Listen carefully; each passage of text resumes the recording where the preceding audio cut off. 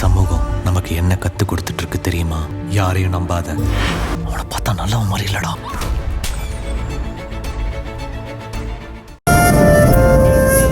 என்ன டாடி தீபாவளி அதுமா இப்படி ஆயிடுச்சு?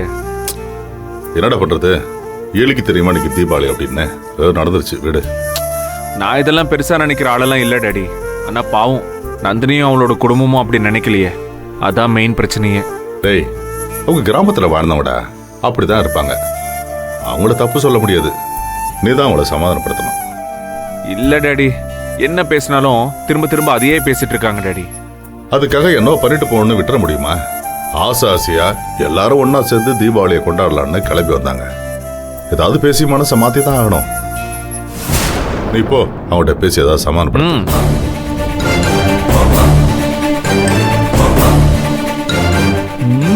என்ன மாப்பிள்ள, எப்படி இருக்கேன்? புது ட்ரெஸ் நல்லா இருக்கா? நல்லா இருக்கு. உன் அக்காவோட செலக்ஷன் தான் மாப்பிள்ள. இந்த உடையும் என் நடையும் சூப்பரா இருக்குல்ல மாப்பிள்ள? ஆமா, நீ என்ன மாப்பிள்ள பழைய ட்ரெஸ் போட்டு பரிதாபமா நின்று இருக்க? தீபாவளி ட்ரெஸ் என்னாச்சு? நீ வேற கடுப்பேத்தாத மாமா, போ. என்ன மாப்பிள்ள டல்லா பேசுற?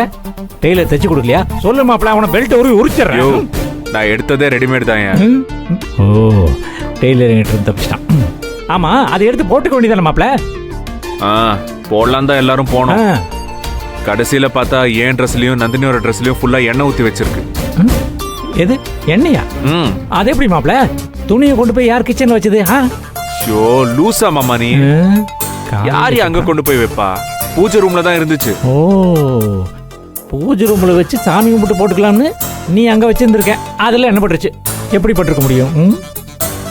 ஏதோ எலி தட்டுருச்சுன்னு சொன்னாங்க. ஓ, எலியோட வேலையாது?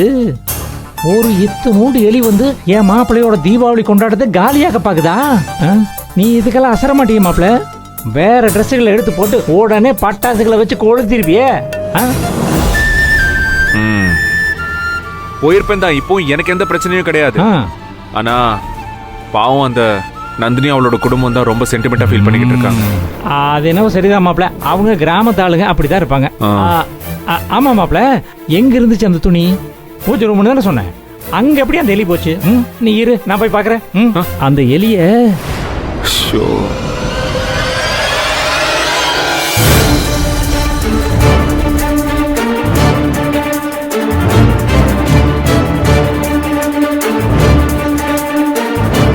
அந்த எலி இன்னைக்கு நான் அடிக்கிற அடியில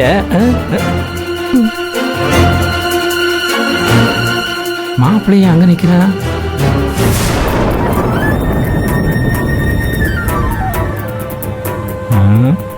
என்ன மாப்பிள்ள, சாமி கும்பிட போறியா? என்ன கண்டுக்காம போயிட்டு இருக்கான்? போச்சு போச்சு.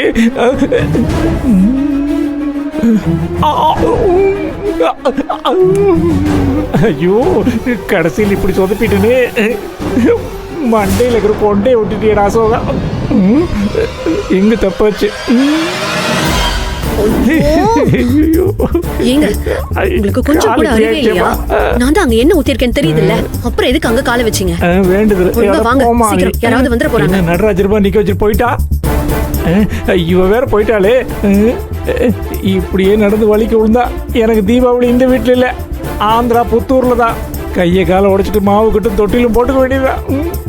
என்ன பண்றது? இவ வேற எண்ணெய் ஊத்துறதுக்கு முன்னாடி ஒரு வார்த்தை என்கிட்ட சொல்லிருக்க வேண்டியதானே? இப்படி ஒத்த கால நிக்க வச்சுட்டு அவ பாட்டு போயிட்டாலே. என்ன பண்றது? அசோகா, மூளை கசக்கி ஏதாவது யோசிடா. மூளைன்னு ஒண்ணு இருந்தா தானே யோசிக்கிறதுக்கு.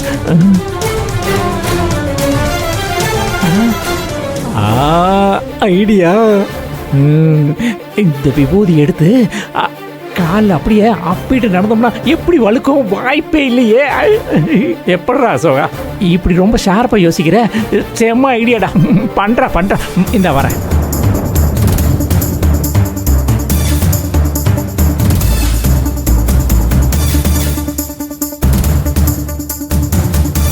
அப்பாடா, சோலி முடிஞ்சுது. Super super. அப்படியே போயிட்டே இருக்க வேண்டியதுதான். இது இப்படியா இருந்துச்சு? இப்படியே விட்டு போனால் மாட்டிக்குவோமே. இந்த மாதவி இருக்காளே, ஒரு விஷயத்த முழுசா பண்ணவே மாட்டான். இப்படிதான் அரை ஒரே விட்டுட்டு போயிடுவான். நாம தான் இதை முடிச்சு வைக்கணும். பழைய மாதிரி பக்காவாக பேக் பண்ணியாச்சு. சிபிஐயே வந்தாலும் கண்டுபிடிக்க முடியாது. அசோகா உன் மூளையே மூளடா.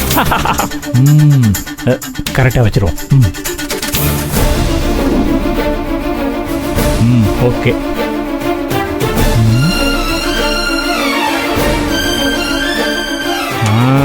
அவ்வளோதான். எலி வந்து கவுத்து விட்டு போயிடுச்சு.